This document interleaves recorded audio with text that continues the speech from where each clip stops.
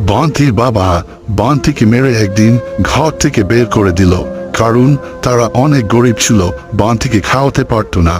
বান্টি সর্বস্ব হারিয়ে একা হয়ে গেল। রাস্তার পাশ থেকে খাবার কুড়িয়ে খেত, ল্যাম্পপোস্টের নিচে বসে বসে ভাবত কি করা যায়, কিভাবে বেঁচে থাকা যায়।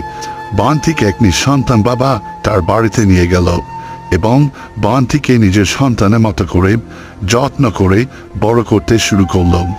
বান্টিও দেখল যে না, সে অনেক আদর পাচ্ছে।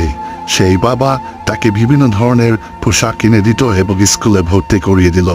বান্টি ওয়াইল্ড নিয়ে পড়াশোনা শুরু করলো, জীবনে বড় হওয়ার স্বপ্ন বুনল এবং বান্টির একাগ্রতা দেখে শিক্ষকরাও তাকে অনেক প্রশংসা করলো এবং বান্টি ওই পরীক্ষায় প্রথম স্থান অর্জন করলো।